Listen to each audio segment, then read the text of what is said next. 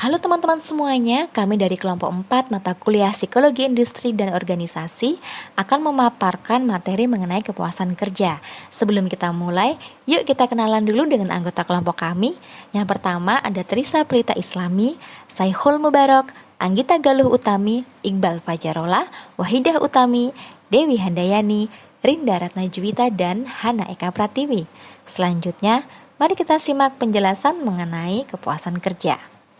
Berbasis goal setting teori dari Locke, kepuasan kerja adalah sebuah konsep yang dapat menggambarkan bagaimana orang berpikir tentang pekerjaan. Definisi tersebut dapat dimaknai bahwa kepuasan seorang pegawai dalam suatu organisasi akan timbul jika tidak ada kesenjangan antara apa yang diinginkan dengan apa yang diterima. Kemudian kepuasan kerja sendiri tertuang dalam beberapa teori pendekatan, antara lain teori goal setting, Fromm's expectation theory, equity theory, dan two-factor theory. Apabila menggunakan teori goal setting dari Locke, maka kepuasan kerja pada dasarnya ditentukan oleh jarak antara apa yang diinginkan dan yang dimiliki seseorang dalam pekerjaan. Selanjutnya, apabila berdasarkan pada pendekatan Fromm's expectation theory, maka kepuasan kerja merupakan selisih antara apa yang seharusnya dengan kenyataan yang dirasakan. Kemudian dilanjutkan dengan kepuasan kerja dalam pendekatan perbandingan sosial. Kepuasan kerja tidak hanya melibatkan dua pihak, yaitu individu pekerja dan pemberi pekerjaan atau organisasi, tetapi juga adanya perbandingan sosial. Teori ini memprediksi pengaruh kontribusi dan imbalan terhadap perilaku manusia dalam konteks lingkungan sosial. Individu-individu akan membuat perbandingan terhadap kontribusi dan imbalan, serta menghasilkan perubahan sikap dan perilaku. Lalu yang terakhir berdasarkan pendekatan teori keadilan. Kepuasan seseorang akan sangat tergantung dari keadilan atas sesuatu situasi, dengan cara membandingkan input dan outcomes dari dirinya dengan orang lain dalam suatu organisasi atau organisasi yang berbeda. Adapun beberapa faktor yang mempengaruhi kepuasan kerja.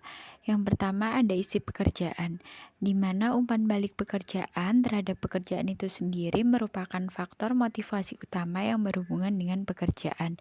Yang kedua ada manajemen. Manajemen adalah sistem yang mampu memberikan situasi dan kondisi kerja yang stabil. Yang ketiga ada lingkungan kerja. Lingkungan kerja adalah suasana kerja di mana sekelompok individu bekerja untuk mencapai suatu tujuan. Kepuasan lingkungan kerja adalah perasaan mengenai segala sesuatu yang ada di sekitar karyawan pada saat bekerja. Yang keempat ada kompensasi. Kompensasi sebagai refleksi bagaimana manajemen memandang kontribusi mereka terhadap suatu perusahaan. Kompensasi biasanya meliputi gaji, reward, atau penghargaan. Yang kelima ada promosi kerja. Promosi kerja adalah karyawan menduduki posisi kerja yang lebih tinggi atau kompensasi yang tinggi dari sebelumnya. Yang keenam ada pelatihan kerja.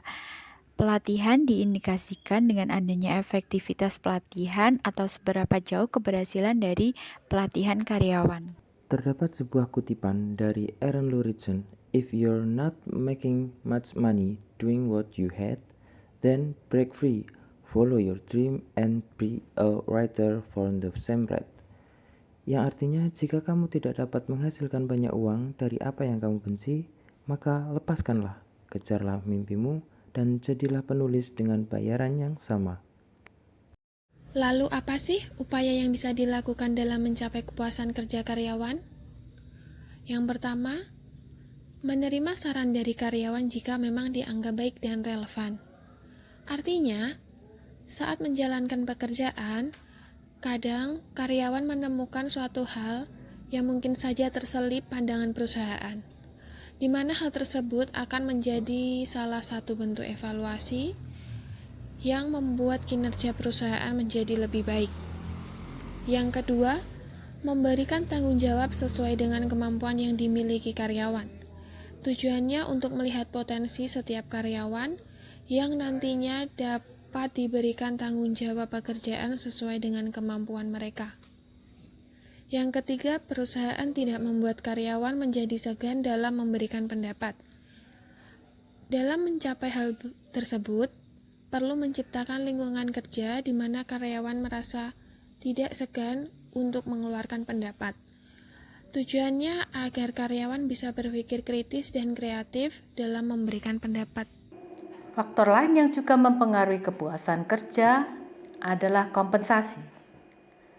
Karyawan melihat kompensasi sebagai refleksi bagaimana manajemen memandang kontribusi mereka terhadap perusahaan. Kompensasi ini dapat berupa gaji, reward, ataupun penghargaan. Berikutnya ada promosi kerja. Promosi kerja menjadikan karyawan berpotensi menduduki posisi kerja yang lebih tinggi. Dengan posisi kerja yang lebih tinggi, kompensasi yang lebih tinggi akan dapat pula didapatkan. Yang terakhir ada pelatihan kerja. Pelatihan kerja ini akan dianggap efektif jika tujuan dalam pelaksanaan pelatihan ini dapat dicapai. Lingkungan kerja berpengaruh pada kepuasan kerja. Lingkungan kerja dapat dibagi menjadi dua, yaitu lingkungan fisik dan non-fisik, atau dapat juga dikatakan kepuasan kerja dipengaruhi oleh lingkungan eksternal dan internal. Upaya saling memahami menjadi penting, yaitu bagaimana pegawai atau karyawan memahami tujuan bersama antara dirinya dengan perusahaan atau organisasi. Komunikasi menjadi penting sebagai sarana untuk meningkatkan pemahaman antar pegawai atau karyawan dan perusahaan atau organisasi. Perkembangan teknologi komunikasi dan informasi menjadi fasilitas yang harus diberikan dengan baik untuk memfasilitasi komunikasi dan meningkatkan pemahaman antara karyawan dan perusahaan, sehingga secara tidak langsung berpotensi untuk meningkatkan kepuasan kerja. Berikut kesimpulan kepuasan kerja.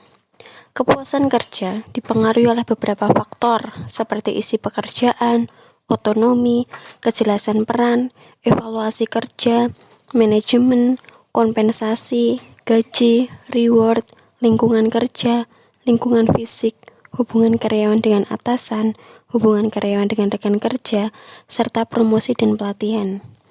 Rasa puas atas proses dan hasil kerja yang diperoleh pegawai akan memperkuat komitmen dan etos kerja dalam mencapai tujuan organisasi. Kepuasan kerja kognitif tidak menilai tingkat kesenangan atau kebahagiaan yang muncul dari pekerjaan, melainkan mengukur sejauh mana aspek-aspek pekerjaan tersebut dinilai oleh pekerja untuk mencapai kepuasan dibandingkan dengan tujuan yang ditetapkan sendiri dan dibandingkan dengan pekerja lainnya. Dengan begitu, akan membuat kinerja perusahaan menjadi lebih baik ke depannya, memberikan tanggung jawab sesuai dengan kemampuan yang dimiliki oleh karyawan. Mengetahui potensi yang dimiliki oleh setiap karyawan memang suatu keharusan yang perlu dilakukan oleh perusahaan. Dilihat dari kesimpulan, bahwa upaya yang dilakukan oleh perusahaan untuk mencapai kepuasan kerja karyawan dengan menerima saran jika memang dianggap baik dan relevan, maka sebaiknya perusahaan meningkatkan kepuasan dari karyawan dengan menerima saran dan dilontarkan oleh karyawan.